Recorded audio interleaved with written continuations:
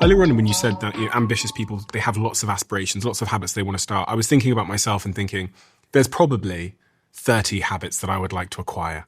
I'd want to be better at writing. I want to be a runner. I want to be better at speaking. I want to be a better friend and be more attentive with my friends and make sure I text them on their birthdays and all of these new habits that I want to pursue. How does one know which one to aim for first? Is there a framework for knowing? Yeah, there's some things that you can do. I don't think, to your point earlier about sometimes the riskiest things just take a long time making the decision. Maybe you should just pick one and work on it, and then you can get on to the next one. But I do think there's some level of strategy, which is a good place to start is by asking yourself which habits are upstream from other good things happening. So, for example, I know that if you were maybe the question to start with is when you live a good day, when you feel dialed in, when things are like rolling along well for you, what tends to be part of that day? Sleep. Okay, great. So that's, I would say for me, sleep is definitely one. I would say getting my workout in and usually reading and writing are a part of it, but I think I could just boil it down to reading. If I just read like 10 pages, that often sparks the writing. So to me, reading is like the fuel for writing for me. So I could say get a workout in and read for 5 minutes or 10 minutes. Those are the two things that are part of a good day. And what happens is they're upstream from a lot of other good things happening. For example, if I get the workout in, yeah, I feel good. I get the benefits of the workout, but I also have a post-workout high for like an hour or two. So my focus and concentration is better. I sleep better at night because I got the workout in. Now I'm tired. I tend to eat better when I work out. It's when I'm not working out that I eat terribly. So that's why, I don't know. It's kind of like I don't want to waste it or something. So at no point was I trying to build better focus habits or sleep habits or nutrition habits. Those just came kind of as a natural consequence of getting the workout in. So what are those things that you do that are upstream from other good things happening? I think those are good like anchor habits to start and focus on. If I could add another one for myself, I would say it's a little bit of time. It's really just time to think, but it's time to reflect and review. There's this interesting thing that happens if you have a really good work ethic, if you have a strong work ethic and working hard has gotten you far in life, it kind of becomes a crutch. For a long time, I was like, if I ever had a problem, I was like, well, I'll just work my way out of it. I'll just work harder on it until I figure it out. And that's great. That's really powerful for a lot of things. But at some point it breaks, like you can maybe, if you really try, maybe you can work 10% harder or 20% harder, but there's some limit. But if you work on the right thing, well, you could get 100x the result or 1000x the result. And so if you just keep your head down and work hard, it's very unlikely that you'll be spending your time in the highest and best way. And the only way to figure that out is to have time to reflect and review, time to think. So you need enough time to think to figure out what should I be focused on next. And so I think that is it's almost reflection and review is almost like the meta habit that is above all others, because if you give yourself time to reflect and review, then you can troubleshoot your habits and figure out how to adjust them. I was thinking as you were saying that time to reflect and review is actually also a review of, are my current systems moving me closer? Because right. when you're talking about that, I was thinking of times in my life where I was so close to like the picture and I was so in the trenches doing the thing that I hadn't come up to even say, actually, is there a system I could put in place to solve this problem over the next 5 or 10 years? Like, for example, is there a person I need to hire? Yep. So actually, should I go into the hiring process versus be in there fixing the problem myself? Should I spend 10 hours this week on hiring a candidate to do this, or should I be doing it? But sometimes you get so caught up in the trenches, especially when things are tough and difficult and moving very quickly, that you don't review your systems. And also, when you're talking about systems, I thought about how systems sometimes expire. Sure. Yeah. Because things change. That's a great point. And I think this is probably one of the most overlooked things with habits. A lot of the time when someone sits down and they want to build a new habit, they don't say this, but what they kind of assume is what it would mean to be successful with this habit is that I do it for the rest of my life. And that if at some point I'm not doing it, then that must mean that I failed or I quit on it. But that's not how it is at all. Like things have a season, and so habits have to change shape over time. Let's take my my writing habit, for example. The habit that launched my career was I wrote a new article every Monday and Thursday, and I did that for 3 years. So the first 3 years, 150 articles, write twice a week. That was a great habit. They were like 2,000 word pieces or so. But then I signed the book deal for Atomic Habits. I didn't have the capacity to do that and also write the book. So that had to change. I wrote the book for like 3 years, and then the book came out, and now I write a newsletter once a week, and that's much shorter. But I kind of feel like my writing habit is maintained that whole time. It just changed shape. But that's fine. It just needed to shift based on the season. But I don't know. People, they get so attached to one form of a habit sometimes that they don't realize that it's no longer serving them. And I think that's one of the trickier things to give up, is a habit that used to be good for you, that used to work well, but no longer serves you in your current season. I find that I'm kind of a slow learner with that. I guess parents can probably really relate because they're forced to basically change their goals, and therefore their systems would have to. I mean, you're a father of 3, so you probably know this much better than I do.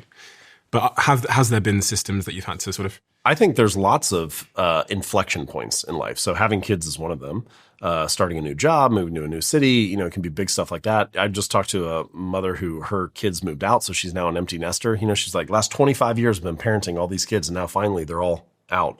But it feels in some sense, it almost feels like a loss of identity. Like I thought I was one thing, and now, it feels like things have shifted. But also it just signals an inflection point in life and a new season that you're in. And when your seasons change, your habits often need to change with it. And you talk about this 4 burners theory, which I guess dovetails into what we're talking about here, where you use this to kind of think about what habits to pursue in any season of life, but also a phrase that I've heard so often, specifically from mothers on this show, comes to mind, which is that you can't have it all at the same time.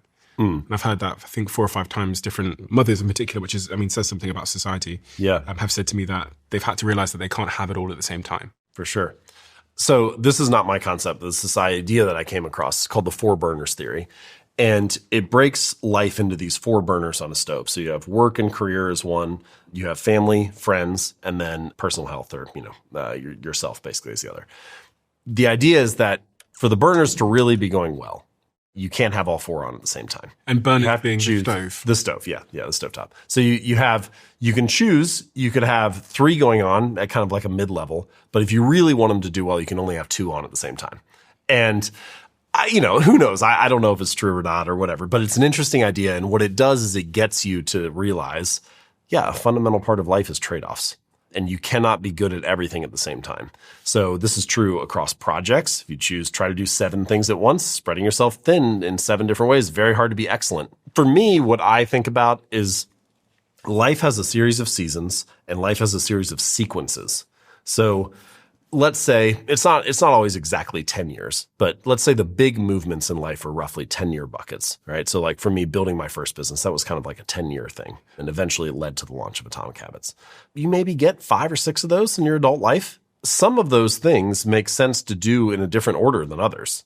Like if you want to travel the world and see a bunch of places and party in Ibiza, you're probably not going to do that in your 60s. You can. There's nobody's saying you can't, but some things are probably better sequenced in other spots. Obviously, there's, especially for women, there's a certain limit on if you want to have a family, what decades that happens in. So it's just a matter of sequencing and prioritization. If you look at the tapestry of your life, what do you want the big movements to be, and where do those seasons need to slot in? There is no right answer, but it's interesting. As soon as you realize it's a finite number, and as soon as you realize that trade-offs are always going to be a reality, you have to deal with that in some way. I've decided that right now, while my kids are young, I'm going to turn the career burner down. And that's fine. It's not going to be how it was for the last 10 years, but that's okay because they're only 5 once. They're only turning 6 once. They only go to 2nd grade once. And I want to be there for all that. So there are always trade-offs. I think that sequence point is super, super interesting. It got me thinking because you're right. There are sort of some constraints, whether they're biological constraints or in the case of your kids, like just natural constraints that mean this season can only happen now. Here, right. Yeah. There's also some things like, both of us are fairly young entrepreneurs. I'm so glad that I started a business in my 20s rather than my 50s. Doesn't mean you can't do it in your 50s. There's nobody saying you can't. It's just that it makes things a lot easier for the next decade. It's easier for me to be there for my kids now because I have control of my time because I did the business part in the previous decade. And so you took the risks. Yeah. And that doesn't mean it's always going to work out or whatever. It doesn't mean that you're going to be able to perfectly plan it all, but you just see how the sequences can stack up in that way. And how important do you think, when we're talking about habits, do you think repetition is? Because there's so many of these sort of well-known concepts or frameworks in habit formation. One of them is that habits take roughly 66 days. One of them is that it's about repetition. Does repetition really matter? It definitely does. I mean, repetition is how habits form. The 66 days number comes from one study that came out that found that on average, it took about 66 days to build a habit. If you look at the study, the range is pretty wide. So if you pick something really simple, like drinking a glass of water at lunch each day, that might only take 2 or 3 weeks to form. If you look at something more complicated, like going for a run after work every day, that might take 7 or 8 or 9 months to form. And so I don't know that 66 days really tells you anything. It doesn't tell you that this is how long it's going to take for your habit to stick. I mean, the range is wide. Sometimes when people ask me how long does it take to form a habit, my answer is forever. Because if you stop doing it, then it's no longer a habit. And what I'm kind of getting at with that is that habits are not a finish line to be crossed. They're a lifestyle to be lived. And so we approach our habits as if it's a finish line. Oh, let me do this 30-day cleanse and then I'll be healthy. Let me do this 90-day sprint and then the product will be shipped. I won't have to worry about it anymore. And it's like most things in life, especially the big important things, they're endless. They're endless battles. So just because you went to the gym yesterday earns you no bonus points for tomorrow. Like you still have to show up tomorrow. Just because you were a good spouse yesterday earns you no bonus points for tomorrow. You still have to be loving and caring again. And so all the things that really matter are endless battles. And it's not about crossing a finish line. It's about living that kind of lifestyle. And so, yes, it is true that repetition matters. And yes, it is true that the habits will become more seamless and automatic and maybe a little less effortful as you repeat them more. But that doesn't mean that you'll never have to think about them or, worry about them again. Do you think much about what's going on in the brain when repetition occurs? Like, what is it that's making it easier? If I've been on a roll with the gym, I've been going for 60 days in a row. Why does it feel easier on day 61? That's a tricky question because if you were to talk to an academic and they would tell you like a habit is this automatic, non-conscious behavior, really quick, simple things like brushing your teeth, tying your shoes. Every time you pick up a pair of barbecue tongs, you got to tap them together twice, like stuff that you don't even really think about. Okay. That's actual habitual behavior. But if I were to ask you, what are some habits you're trying to build? You would say, I'm trying to go to the gym 4 days a week, or I'm trying to write every morning, or I'm trying to meditate, 5 days a week or whatever. And I know what you mean when you say that. You mean, I want it to be this routine, this practice that I do consistently. But like writing every day is never going to be mindless the way that brushing your teeth is. Going to the gym is not going to be automatic the way that tying your shoes might be. And so the things that there's a little bit of sloppiness in the word habits and how we use it in life. They're not automatic mindless routines most of the time. Most of the things that we want to be habits are not like reflexes. They're routines and rituals that we do consistently. Mm-hmm. So having said that, it is true that after you've gone to the gym for a month or two, it does start to get easier. And I think there's a number of forces that kind of work in your favor there. One is you've figured a lot out about what it takes to get into the gym. What time am I going? What route do I take? How do I pack my bag? Do I need to bring a water bottle or is there a water fountain at the gym? Like all those sorts of things are little one-time costs that you got to figure out early on that once you're into a pattern, you already know them. The water bottle thing sounds like a small thing. I heard from someone who said, I always forget to bring my water bottle and they don't have water fountains at this gym. So like I sometimes I skip the workout because of that. It's remarkable how little friction it takes to pull us off course. Mm-hmm. And so figuring out all of those things is something that once you're a month or two in, you've fought all those battles and now you know how to do it. So that makes it easier. The other thing is you start to build friendships, start to build connections. You start to know the people there. You feel comfortable there. There's this concept Stephen Pressfield talks about where, if you have a wolf and it's roaming around, eventually it starts to feel like it has its territory.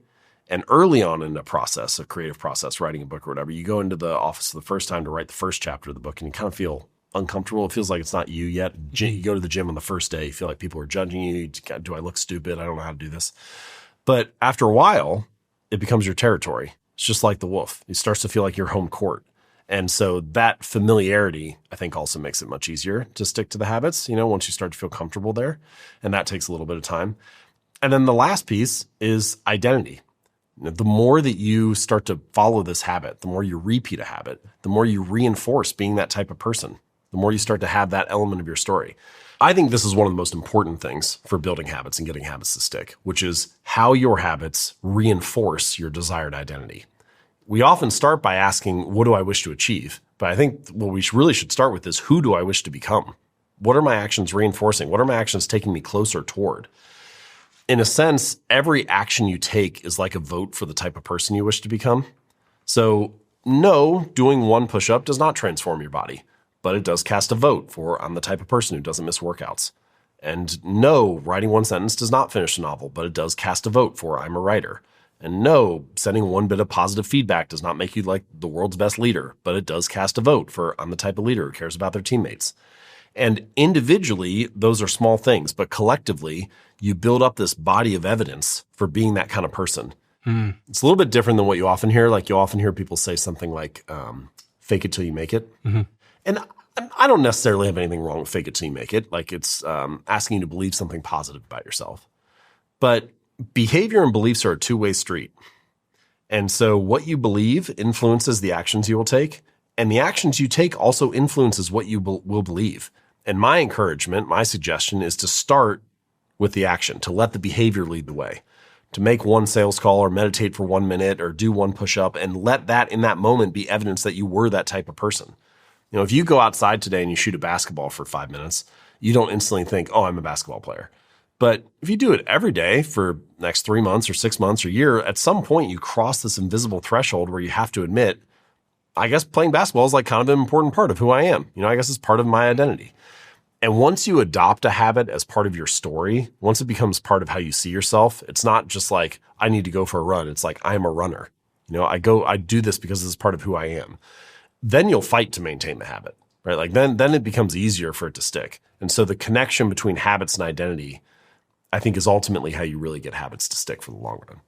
It reminds me of a study I was reading recently that said if you speak to someone in terms of giving them an identity versus using a word as an adjective, the behavior occurs. So an example would be if you do something for me and I say, do you know what, James, you are a kind person. In the studies, people become more kind. But if I say that was kind, or that action was kind, people are less kind. So if I can give you feedback that embodies your identity, then you're more likely for that behavior to occur. So with my team, and this is maybe giving a bit of the game away, I will often refer to them as an identity. I will say, you are an innovator.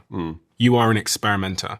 Because from the studies I've read, that increases the probability that they embody that identity. There's another study that did it for voting. So people were more likely to go and vote if you said, like, I am a voter, you got them to identify as I'm a voter rather than are you voting today? And so same thing. There's an example in Atomic Habits I talk about. Imagine two people who are trying to quit smoking, you know, and so the first person gets offered a cigarette and they say, oh, no, thanks, I'm trying not to smoke. And the second person gets offered and they say, oh, no, thanks, I'm not a smoker. And so the first person is trying to resist something that they still see themselves as, but the second person no longer sees themselves as the type of person who smokes. And some of the evidence and research suggests that once you adopt those identities, it's easier for you to stick to the behavior. Reminds me of the research from Leon Festinger, the guy that came up with the term cognitive dissonance. The way that I understand the concept of cognitive dissonance is that if I have a perceived identity of myself and something external threatens that or challenges it, we're not good at living in contradiction. I'm not good at, so for example, I'm an accountant right now, and I hear that AI is doing accountancy work amazingly well. Now, I've invested 10 years in that accountancy degree. I see myself as a great accountant. My sort of initial reaction will probably be to either dismiss my current identity as a great accountant that's going to have a great career in the future, or to dismiss the AI. And he talks, well, people that have studied his work talk about how we're very poor at being able to hold two contradictory things to be true at the same time. So we tend to protect our identity. Yes. There's something incredibly powerful about this that also ties into habits, which is that a lot of our identity, not the whole thing, but large portions of our identity are tied to our relationships. You know, I'm a father, I'm a, husband, and so like it's the connection that we have with others. Our social bonds influence the picture that we have of ourselves. This is something that widely influences our habits. So we are all part of multiple groups. Sometimes that group is large, like what it means to be American or what it means to be British. Sometimes that group is small, like what it means to be a neighbor on your street or a member of this family or a member at the local CrossFit gym. But all of the groups that you belong to, large and small, have a set of shared expectations for how you act, have a set of social norms for what you do in that group. And when your habits go with the grain of the expectations of the group, they're pretty attractive. Like you want to stick to them, you get praised and rewarded for it, you fit in. And when they go against the grain of the expectations of the group, they're kind of unattractive. You get criticized and it doesn't feel good. And so if people have to choose between, I have habits that I want, but I'm cast out, I'm ostracized, I'm criticized, or I have habits that I don't really love, but I fit in, I belong, I'm part of something. Most of the time, the desire to belong overpowers the desire to improve. And so you want to do something different, but you also know you're going to be heavily criticized for it. You're going to at least add friction to your relationships. And we don't want to live with that dissonance of I could have this, but I also create friction here. One of the lessons, I think, one of the big takeaways, if you want to build better habits and get habits to stick, particularly for the long run, is you want to join groups where your desired behavior is the normal behavior. Join groups where you can rise together, where the people that you're surrounded by have the type of habits that you want to have. It reminds me of this this thing that appeared in Jeff Bezos' shareholder letter about resisting the equilibrium. I didn't know about this. Go ahead. So in Jeff Bezos' shareholder letter, he writes to shareholders that when referring to Amazon's ability and desire and need to innovate through the future, he says, he makes a comparison to Richard Dawkins' book called I think it's The Blind Clockmaker? Blind Watchman. Blind Watchman, yeah. And says that essentially all living organisms live in this constant battle to resist their equilibrium. And actually death itself is when we become our environment. Because right now, me and you have a huge amount of energy expenditure to be different from our environment in terms of temperature, in terms of acidity, etc. And he's making the comparison, which sounded a lot like what you just said, that if you want to, that all living organisms are in this constant battle to be different from our environment. And the more different our environment is, the harder the fight. So if I go to the desert, my body has to put out even more energy to be a different temperature, to be a different sort of acidity than the environment. But if I want to make my life easier and make that fight easier, then go into an environment where my environment is the same as my internal state. That's great. I think that punchline of the more different your environment is from the habits that you want to build or from whatever equilibrium you're trying to achieve, the harder you will have to fight to maintain.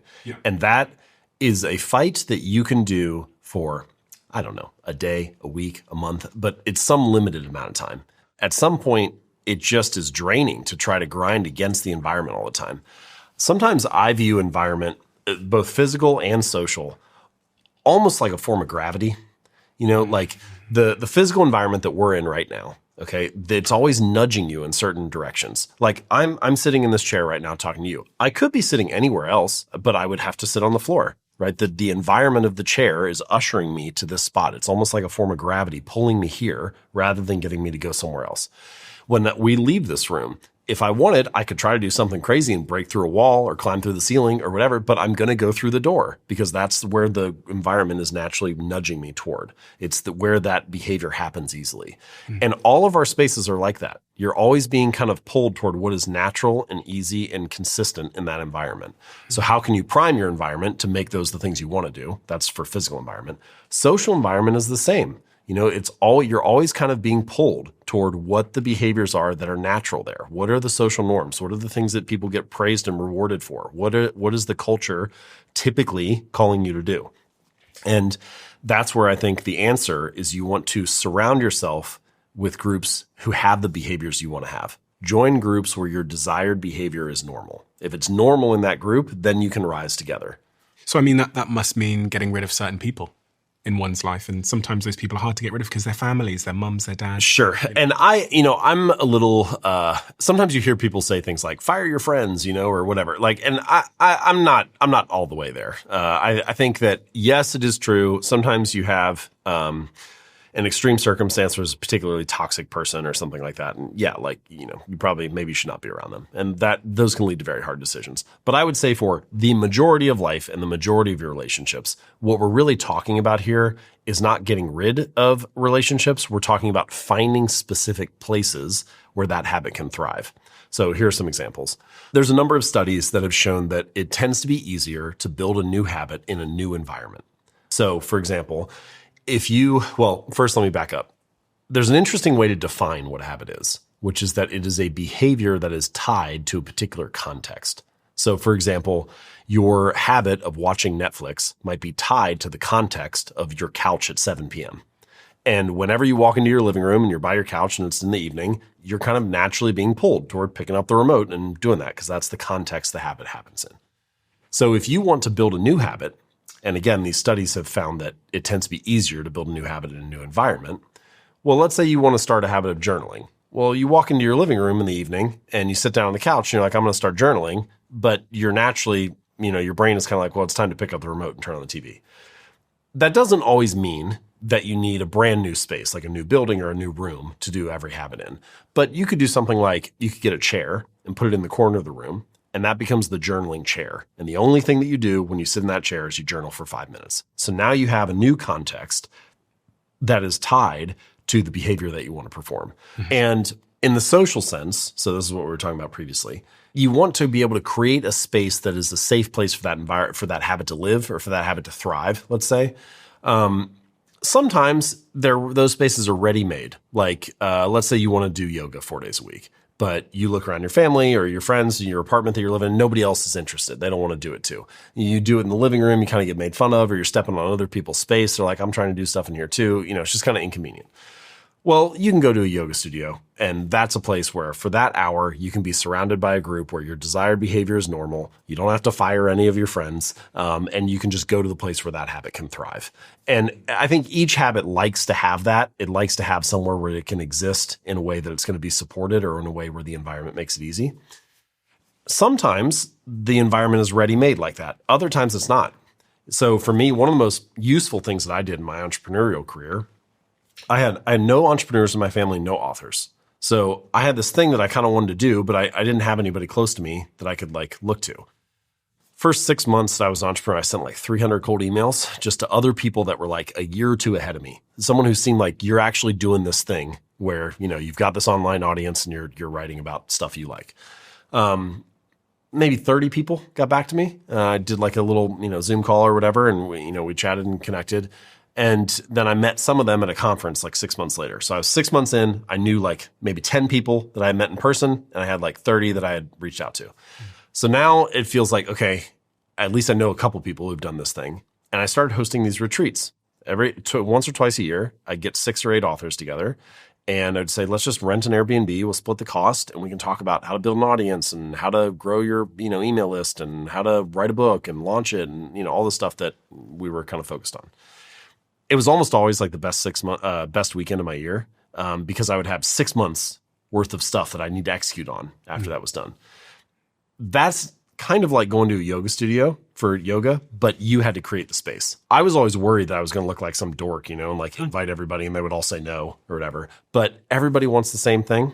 They're all waiting for somebody to create the space for like-minded people to get together. Mm-hmm. So sometimes you need enough courage to create the space yourself.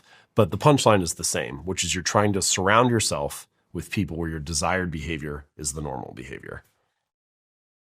What you just listened to was a most replayed moment from a previous episode. If you want to listen to that full episode, I've linked it down below. Check the description. Thank you.